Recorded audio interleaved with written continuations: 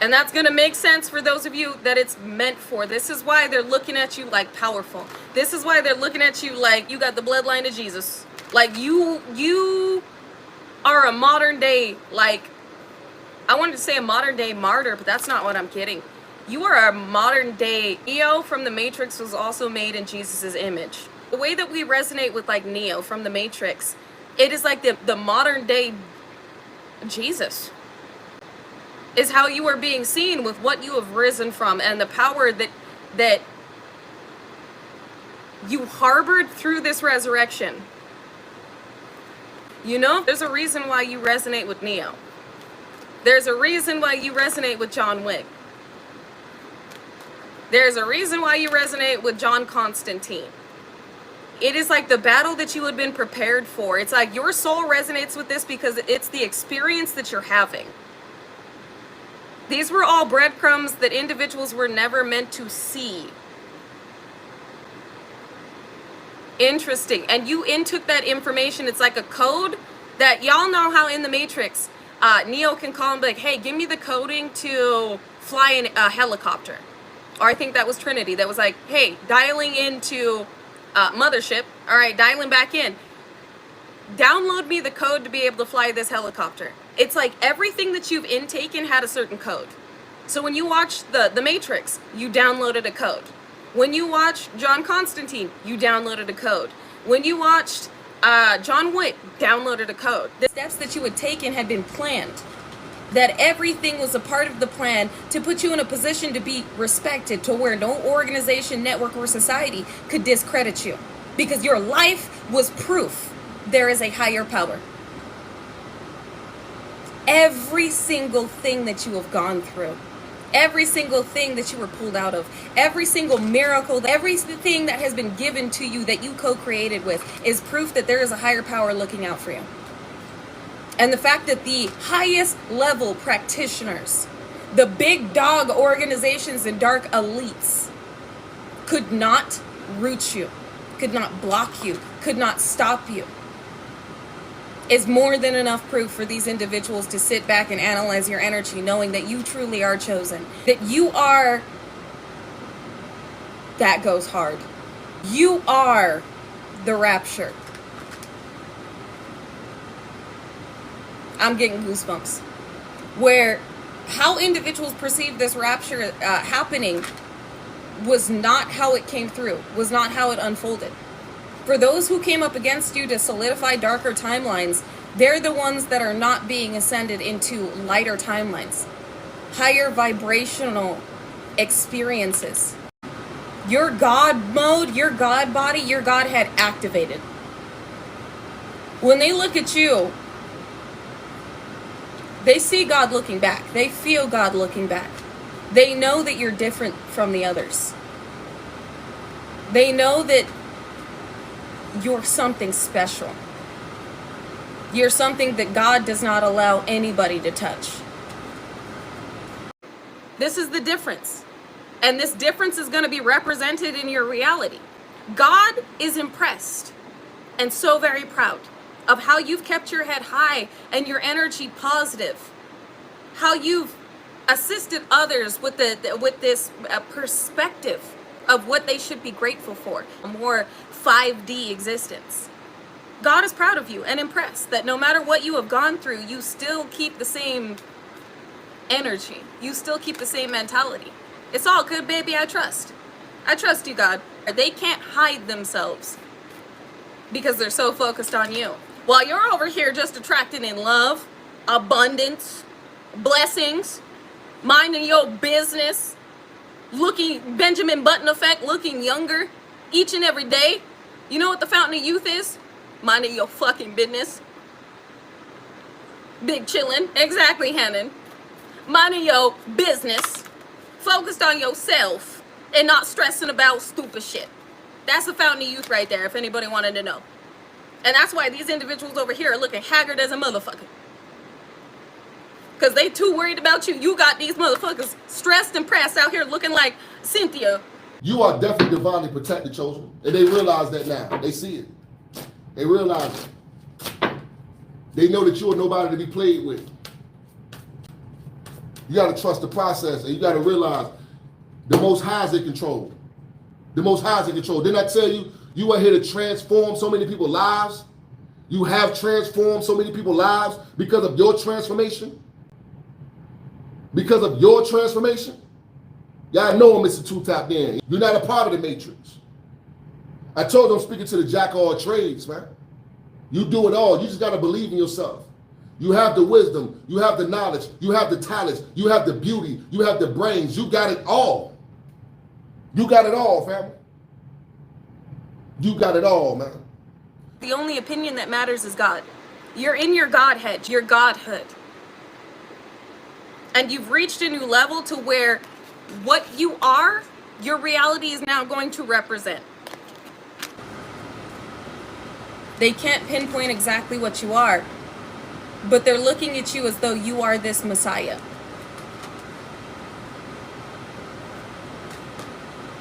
The world.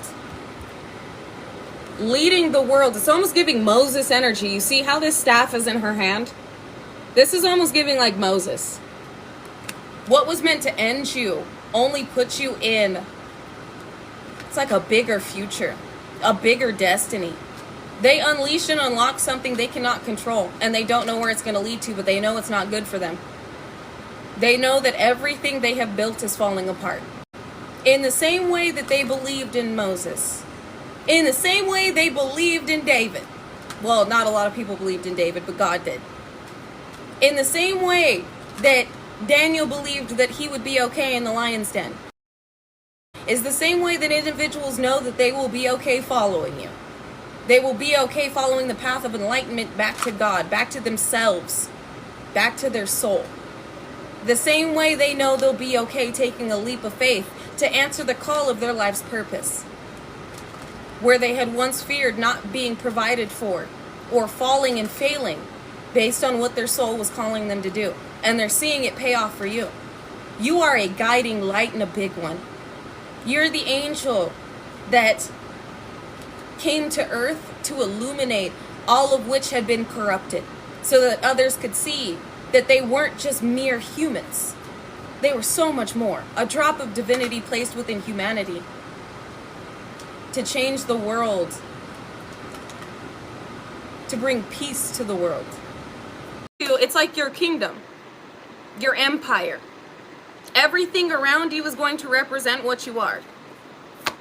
Their names erased from history, but yours burned into it forever. We've talked about that before. These individuals don't have a firm understanding of why they can't get to you. They don't want to believe it. But those that had once followed them do. They see God in you. The way that you've been coveted, none are to touch you as the prophet that came here to advance the planet. You are supposed to be a leading, guiding light. That as the last resort was activated. Because they have taken out so many prophets before. They have silenced so many prophets before, and God had had enough. It was time. You were activated because we were running out of time.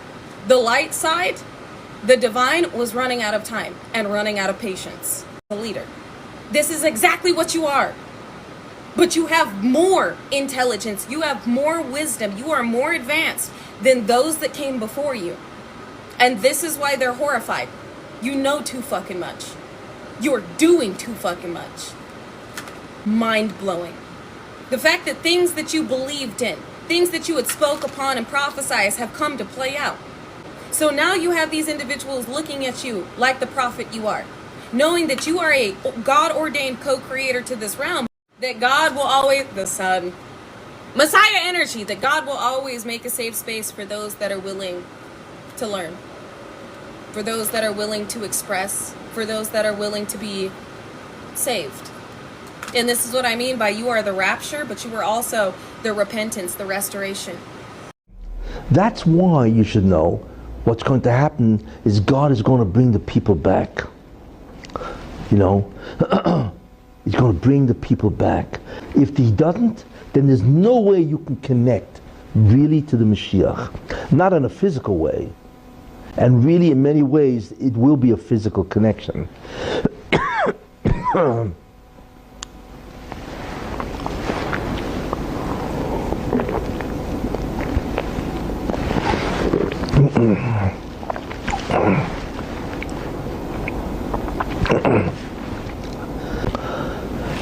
In any case, that's a very important message. That the task of a Jew isn't to avoid the physical, it is to transform the physical, to channel the physical. Why? Because what the Jew does, right, God just doesn't take Olam Hazeh, the physical world, and remove it in that sense, right?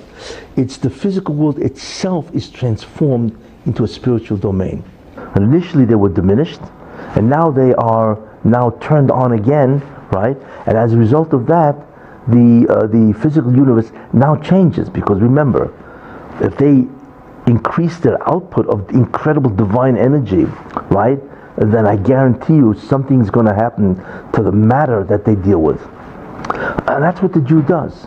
That's why a Jew is so involved in the physical world. You notice, all the mitzvahs involve physicality, you see. And that's a big difference between Judaism and other religions. They try to run away from the physical, and the Jew embraces it by channeling the physical and making it spiritual. That's a very important concept, and so on. And the reason for that, why should that be the avodah, the work? And the reason for that is because you want to take the physical universe and purify it. So obviously, if you avoid the physical universe, you're not doing it. But by interacting with the physical universe, you actually change the physical universe into a spiritual one, because that's exactly what you're doing. That's why the spheres, when they are their energy is increased, that's why they make the world into a spiritual domain. You see, because they are spiritual, they have in them the capacity to illuminate the presence of God to an incredible degree. So therefore, they change reality. That because really all of us are connected together, even though we don't see. We think we're spatially disconnected. Yeah, you're over there and I'm over here. What do you have to do with me? But that's a tremendous mistake. We're really tremendously connected. We are connected ontologically, being-wise, you know. You know what a great example of that is? There's always a physical example to help picture what in the world I'm talking about. What's a great example that we're really one being? And the answer is Siamese twins. What's a Siamese twin? Right? It's really two heads, one body. Or it depends how connected they are.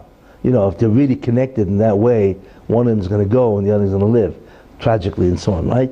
But a Siamese twin is really two beings that are in some way connected. You didn't know you had a twin, right? Right? You all thought, I'm an individual, right? But you don't realize, every Jew that was ever created or born really is connected to every other Jew. What is connected is not the physical body, it is the neshama itself. All neshamas are one, and there are many things that come out of it as a result. You see, because of the concept of the unity. That's why it says, "V'yohavta l'reacha kamocha," and you will love your neighbor as yourself. You know what I'm saying? Could you imagine that? How in the world could you love your neighbor as yourself? You know what I'm saying? And it doesn't say, and you will love your wife as yourself, right? Your neighbor. You see? Could you imagine you get up in the morning, get dressed, and you go outside and you knock on your neighbor's door, right? The guy opens the door, and you say to him, "Do you love me?" But that's really what you will love your neighbor as yourself. So the question is, how in the world can that be? I mean, why would God make or impose that type of relationship? And the answer is because He is you. That's who He is. You're looking at something that has a different consciousness, but really, He's you. You and His neshama are bound together as one. You see, that's a very important concept. We don't realize that, you see, and that's why it says v'yohavta l'reacha, and you will love your neighbor kamocha as yourself. Why? Because kamocha, He is you. He is you. You see, that's why that mitzvah makes sense. Think about that. Why would God impose that type of a mitzvah? You know, and so on. You know, because what's called the being really is one neshama, and so on. But anything, and that's why God is so makpid. He's so incredibly demanding, particular, that the Jews must have Avos Yisrael. You see, sinas chinam, when a Jew hates another Jew, then there's something that happens to the connection that every Jew has with each other. It is actually possible to tarnish that connection. And that's why sinah is one of the greatest enemies of the Jewish people. You see, and that's why also, when somebody sins, you affect the whole Jewish nation. It's amazing. That's why Kol Yisrael Arevim Zeh Lezeh. Every Jew is what? Is a guarantor for another Jew. Why? See, why? If somebody sins in Alaska, you will be affected. Why? And the answer is, and if somebody does a mitzvah in Alaska, you are also affected. In some way, in some metaphysical way, which we don't see. And the answer is, the question is why? And the answer is because you and he are bound, being wise, ontological. It's an amazing concept. That's why, why God needs the achdus of Klal Yisrael. He needs the unity of the Jewish people. And now I have to go back and explain what does it mean that God, the Torah, and the neshama is really one, right? So here's what the Medrash says. The Medrash says that all the Torah of Moshe Rabbeinu is hevel, luft, air, compared to the Torah of the Moshiach. You know what that means? It's an astounding statement. It means that all the Torah of Moshe Rabbeinu, what I'm talking about, the hundreds of thousands of volumes that were published, printed, and written, right, over the thousands of years, is air. It's this. It's not even a substance compared to the Torah that the Moshiach is going to bring when he comes, which is going to be in our time.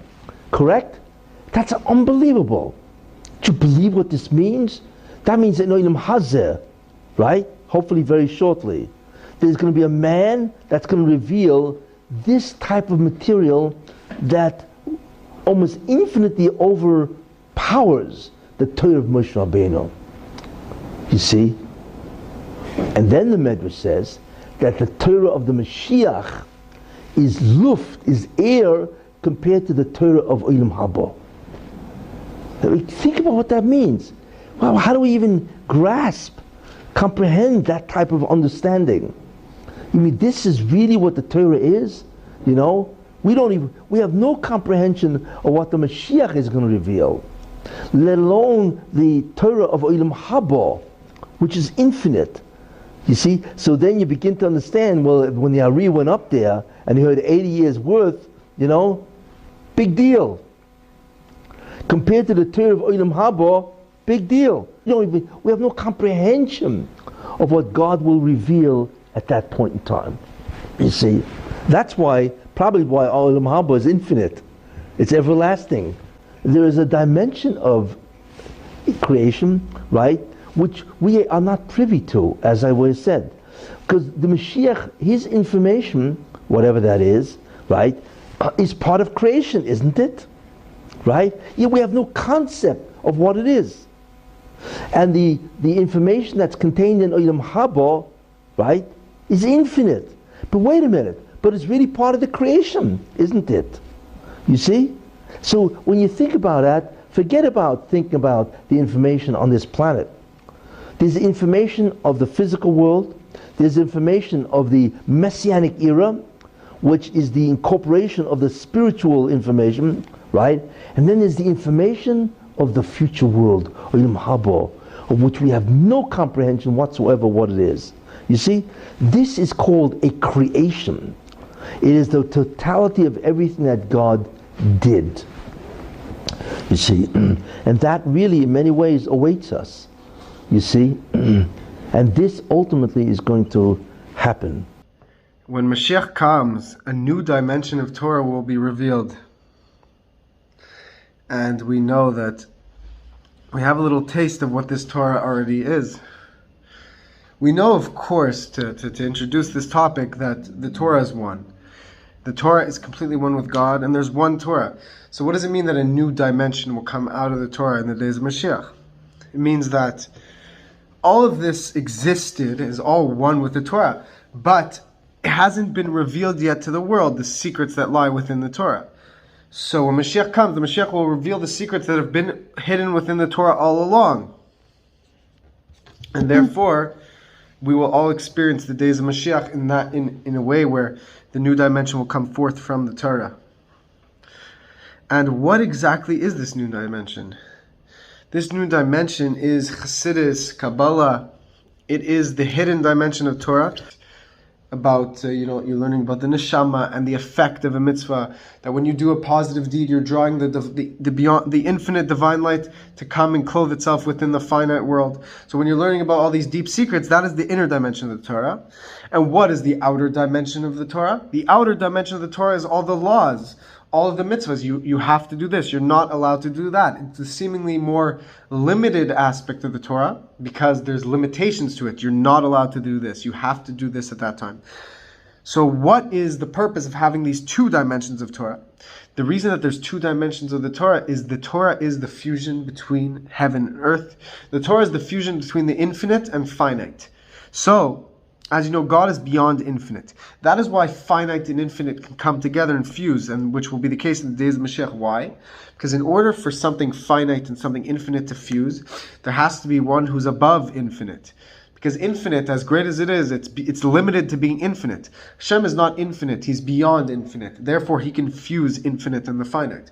And that is through the Torah with its two dimensions. The reason that the Torah has the outer dimension, which is the laws, and the inner dimension, which is all the secrets and the different levels of reality, the esoteric, so to speak, part of the Torah.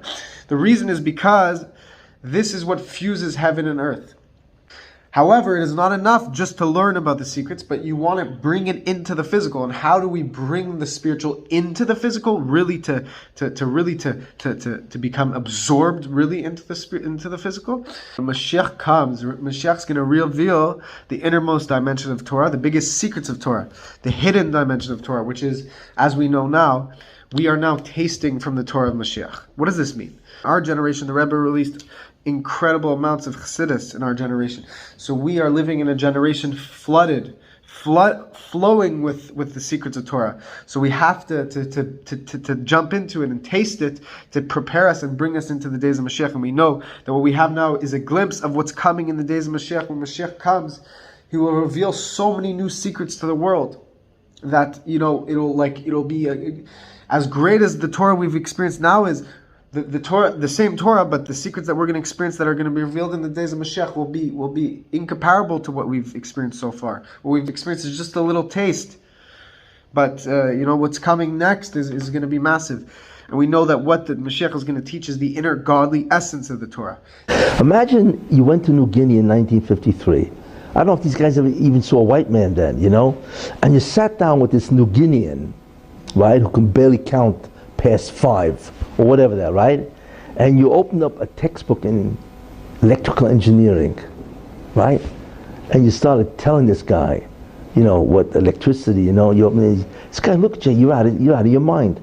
He couldn't comprehend the chokhmah because he is so far away from that chokhmah. He's got to have what's called a bridge to get to your beginning level. It's called engineering 101. He's not even in 101. He's in what's called the first grade.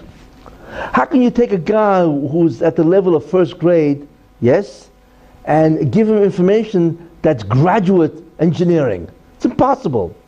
There's no way, because there's no bridge. You see, this is the problem. The Mashiach is going to come, right, and he's going to pour out this information, which makes the Torah of Moshe Rabbeinu hevel, air, right? It's like you sitting down with this guy in New Guinea and opening up a graduate physics book. It's impossible. You see, you and him are not in the same dimension. So therefore, what must happen? The question then is, so how are you going to explain or understand the Mashiach? His level of information is millions and millions of times greater than you. So if the Mashiach is going to come now, right, whenever he comes, and he's going to give you his information, you can't grasp that. You don't have a connection. There's no bridge there. You look at the man and say, I don't know what you're talking about. Makes sense. You see? So he's going to look at you and say, excuse me, you make sense. Because to him it's obvious. So we have a tremendous dilemma, a real problem. What is the problem? See, people don't understand. A Moshiach isn't somebody who's going to release us from political suffering, you know, the persecutions and all that. We're not talking about political independence here, all right? The Moshiach has one job, to reveal reality, totality. That's his job. You see, that totality of reality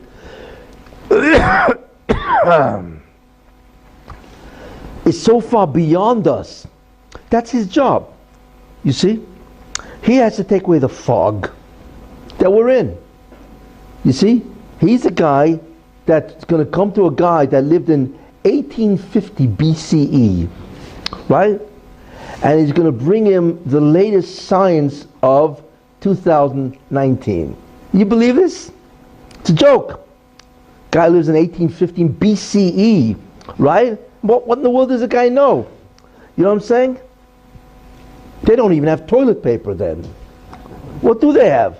You know? Although it's interesting, they were sophisticated. They have built pyramids and all that, you know? Then the question is, how can God send a Mashiach if nobody can even grasp anything of what he says? Because there's no alphabet here. You see? So the answer must be that God in some way will create a miracle, or else the Mashiach basically will have come for nothing. What's the point? You know? You can't, Albert Einstein cannot come into the first grade and begin explaining his theory of relativity that even graduate physics people don't really comprehend. You see? Obviously, something has to happen. He's going to bring the people back to their Torah, because that's where it's at. I don't believe it. It's not possible. I didn't say it would be easy, Neil. I just said it would be the truth. Stop! Let me out! Let me out! I want out! When the Matrix was first built, there was a man born inside who had the ability to change whatever he wanted, to remake the Matrix as he saw fit. It was he who freed the first of us, taught us the truth. As long as the Matrix exists, the human race will never be free. After he died, the Oracle prophesied his return, and that his coming would hail the destruction of the Matrix, end the war, bring freedom to our people. That is why there are those of us who have spent our entire lives searching the Matrix, looking for him. I did what I did because I believe that search is over.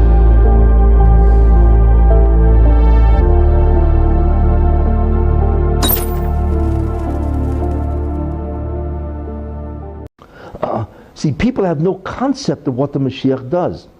They think, well, a guy's going to come in riding on his white horse, white donkey, whatever it is, right?